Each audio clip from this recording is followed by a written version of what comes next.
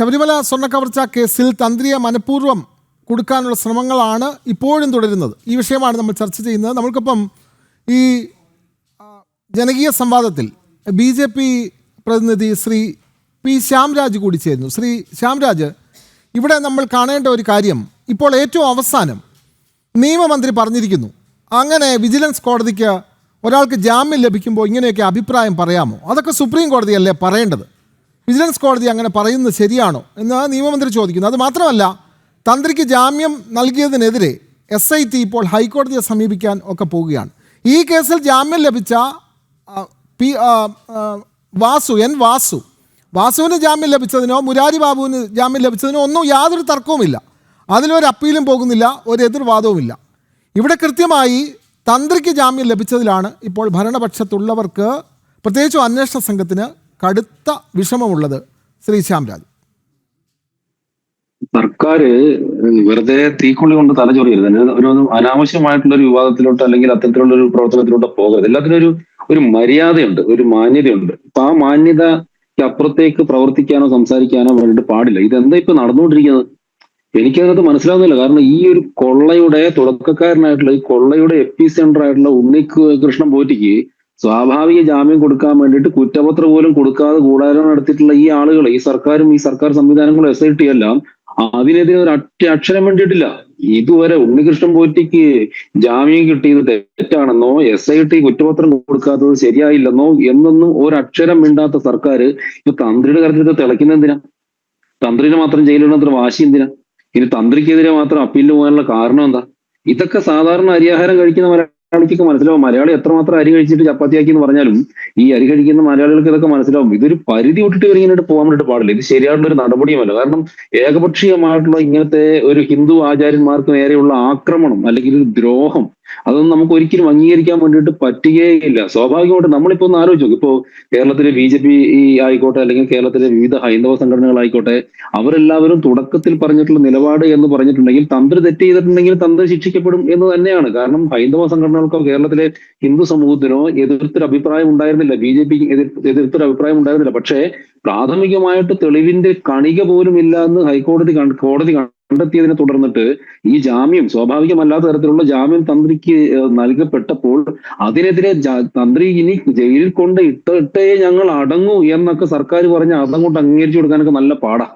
കാരണം ഏകപക്ഷീയമായിട്ട് ഒരാളെ അങ്ങനെ ആക്രമിക്കുക എന്ന് പറയുന്നത് അംഗീകരിക്കാനേ പറ്റില്ല. ഇതൊന്നും ഏത് കാലത്തായി ഇവർ ജീവിച്ചിരിക്കുന്നത്? ഇത് ആരുടെ ഉപദേശപ്രകാരമാണ് ഇവർ ചെയ്യുന്നത്? പോപ്പുലർ ഫ്രണ്ടിനെ പ്രീണിപ്പിക്കാനോ? ആദ്യം ജമാഅത്തെ ഇസ്ലാമിയുടെ വോട്ട് കൂടുതൽ കിട്ടും വിചാരിച്ചിട്ടോ? ശ്രീ ശ്യാംരാജ്, ഇവിടെ ഹിന്ദുയിസത്തെ ഒരു വശത്തു കൂടി തകർക്കുക, മറ്റൊരു വശത്തു കൂടി പരമാവധി വോട്ട് സമാഹരിക്കുക, അതിൻ്റെ ഒരു നീക്കമാണ് ഇപ്പോൾ യുവതീ പ്രവേശന വിഷയത്തിൽ സുപ്രീം കോടതി നിലപാട് അറിയിക്കാൻ പറയുമ്പോൾ ഒന്നും കൃത്യമായി പറയുന്നില്ല. അതൊക്കെ സമയത്ത് പറഞ്ഞുകൊള്ളാം, അതൊക്കെ ആ സമയത്ത് പറഞ്ഞാൽ മതിയല്ലോ. NSSനെ SNDP പോലുള്ള സമുദായ സംഘടനകളെ ഒന്നും പിണക്കാതെ കൃത്യമായി എല്ലാ വോട്ടും സമാഹരിച്ച് വീണ്ടും അധികാരത്തിലെത്താനുള്ള ഒരു ശ്രമം ഒരു ഭാഗത്ത്.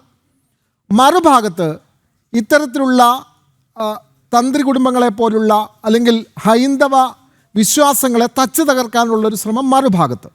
ഇതിനെങ്ങനെ കാണുന്നു ശ്രീ ശ്യാംരാജ്? നോക്കൂ, കേരളത്തിലെ ഹിന്ദു സമൂഹം അത്ര വിഡ്ഢികളാണ് എന്നൊന്ന് കമ്മ്യൂണിസ്റ്റ് പാർട്ടി തെറ്റിദ്ധരിക്കുകയാണ്. ഞാൻ പൊളിറ്റിക്സ് തന്നെ പറയുമ്പോൾ, വിശ്വാസത്തിനപ്പുറത്തേക്ക് രാഷ്ട്രീയപരമായിട്ട് തന്നെ നമ്മൾ പറയുമ്പോൾ, ചിന്തിക്കുമ്പോൾ, കഴിഞ്ഞ ലോക്സഭാ തെരഞ്ഞെടുപ്പിനും ഈ നമ്മൾ കണ്ടതാണ് എന്താണ് സംഭവിച്ചിട്ടുള്ളത് എന്നുള്ളത്.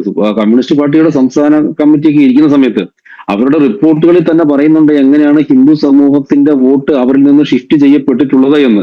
അപ്പൊ അതുകൊണ്ട് അതൊക്കെ അവർ മനസ്സിലാക്കുന്നതല്ലാണ്. അവർക്ക് അതായത് ഒരു കാര്യം അറിയാത്ത ആളുകൾ ചെയ്ത് അവർക്ക് അതിനകത്ത് പെർഫെക്റ്റ് ആയിട്ട് ചെയ്യാൻ വേണ്ടി പറ്റില്ല. ഒരു ഉദാഹരണം പറയാൻ, ഇപ്പൊ നമ്മൾ ശ്രീകൃഷ്ണ ജയന്തി നടത്തി, നമ്മൾ ബാലഗോകുലം ശ്രീകൃഷ്ണ ജയന്തി നടത്തി, അതോടൊപ്പം ഹിന്ദു ഐക്യവേദിയുടെ വിശ്വ ഹിന്ദു പരിഷത്തിന്റെ വിവിധ ഹൈന്ദവ സംഘടനകളൊക്കെ നേതൃത്വത്തിൽ നമ്മൾ രാമായണ ആചാരണം ഈ കർക്കിടക മാസത്തിൽ നടത്തി. ഇതൊക്കെ ഇവർ കോപ്പി അടിക്കാൻ വേണ്ടി നോക്കിയിട്ടുണ്ട്. അതെല്ലാം പൊളിഞ്ഞടങ്ങി പോവുകയും ചെയ്തിട്ടുള്ളത്. ഏറ്റവും അവസാനം ഈ ആഗോള അയ്യപ്പ സംഗമം വന്നിട്ട് അതുവരെ അവർക്ക് ചെയ്യാൻ വേണ്ടി സാധിക്കാതെ അത് പൊളിഞ്ഞു പോവുകയാണ് ചെയ്തിട്ടുള്ളത്. അപ്പൊ അത്തരത്തിൽ ഇല്ലാത്ത ഇവർക്ക് അറിയാത്ത കാര്യങ്ങളെ എങ്ങനെ കൈകാര്യം ചെയ്യാനൊന്നും ഇവരെ കൊണ്ട് പറ്റില്ല. അതുകൊണ്ട് തന്നെ അവരെന്തുള്ളവരുടെ നടപടി എടുത്തുള്ളൂ. അതിലല്ല നമ്മുടെ പ്രശ്നം. അവരിപ്പോ ഈ കാര്യങ്ങളൊക്കെ ജനങ്ങൾക്ക് മനസ്സിലാകുന്നുണ്ട് എന്നുള്ളത് അവർ മനസ്സിലാക്കിയാൽ അവർക്കുള്ള എന്ന് മാത്രമേ പറയുന്നുള്ളൂ. ഇപ്പൊ ഒരു വശത്ത് ഒരുപക്ഷെ ഹൈന്ദവ സംഘടന അല്ലെങ്കിൽ ഹിന്ദു സമൂഹം മൊത്തം ഒറ്റക്കെട്ടായി എതിർക്കും എന്നുള്ളത് കൊണ്ടാകാം ഈ പിന്നീട് രണ്ടാമതുള്ള ഈ റിവ്യൂവിൽ ശബരിമല വിഷയത്തിൽ അവർ നിശബ്ദരായിട്ടിരിക്കുന്നു. പക്ഷെ മറുവശത്ത് ഹിന്ദു സമൂഹത്തെ പരമാവധി എങ്ങനെയൊക്കെ ദ്രോഹിക്കാവോ അത് തന്നെയാണ്. അതായത് കമ്മ്യൂണിസ്റ്റ് പാർട്ടിയുടെ ബേസിക് തിയറി അല്ലെങ്കിൽ അവരുടെ ബേസിക് പ്രവർത്തനം എന്ന് പറയുന്നത് ഹിന്ദു സമൂഹത്തെ ഇല്ലാതാക്കുക എന്നുള്ളത് തന്നെയാണ്. യാതൊരു സംശയവും വേണ്ട. നോക്കൂ,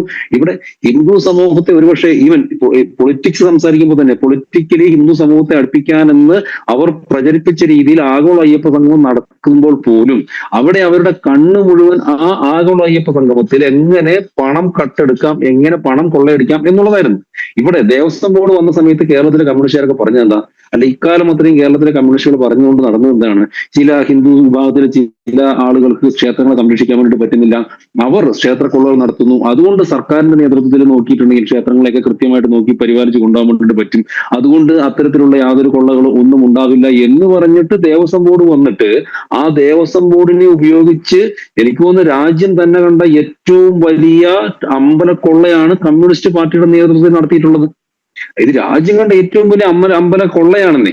ഈ സുഭാഷ് കപൂർ എന്നൊക്കെ പറഞ്ഞ അയാളൊക്കെ എന്താ പറയാ പ്രഖ്യാപിത കള്ളന്മാരാണ്. പ്രഖ്യാപിത കള്ളന്മാര് കള്ളത്തരം ചെയ്യും. പക്ഷെ ഒരു സർക്കാർ കള്ളത്തരം ചെയ്യുമ്പോൾ അത് മറ്റൊരു രീതിയിൽ, ഒരു സർക്കാരിന്റെ നേതൃത്വത്തിൽ കൊള്ള നടക്കുമ്പോൾ അതിന് മറ്റൊരു വശമുണ്ട്. അപ്പോ ഞാൻ പറഞ്ഞു വന്നത് കമ്മ്യൂണിസ്റ്റ് പാർട്ടിയുടെ ബേസിക് അവരുടെ സ്റ്റാറ്റസ് എന്ന് പറയുന്നത് അല്ലെങ്കിൽ അവരുടെ ഐഡിയോളജി എന്ന് പറയുന്നത് ഹിന്ദുത്വത്തെ അല്ലെങ്കിൽ ഹിന്ദു സമൂഹത്തെ നശിപ്പിക്കുക, ഹിന്ദു ക്ഷേത്രങ്ങളെ ഹിന്ദു കൊള്ള ചെയ്യുക, ഹിന്ദു ആചാരങ്ങളെ ഇല്ലാതാക്കുക എന്നുള്ളത് മാത്രമാണ്. ഞാൻ ഒരു ഹിന്ദു ആചാരങ്ങളെ കൃത്യമായി അതിനെ തച്ച് തകർത്ത് വിശ്വാസികളുടെ മനസ്സിൽ മുറിവേൽപ്പിച്ച് അവിടെ ഒക്കെ അവരുടെ വിശ്വാസ പ്രമാണം ഊട്ടി ഉറപ്പിക്കാനുള്ള, ആണി അടിച്ചുറപ്പിക്കാനുള്ള ശ്രമമാണ് സർക്കാരിൻ്റെ ഭാഗത്തു നിന്ന് എല്ലാ സമയത്തും ഉണ്ടാകുന്നത്. പക്ഷേ കബളിപ്പിക്കാനുള്ള ശ്രമങ്ങളും നടക്കുന്നുണ്ട്. അതിൻ്റെ ഭാഗമാണ് അയ്യപ്പ സംഗമം പോലുള്ള പരിപാടി.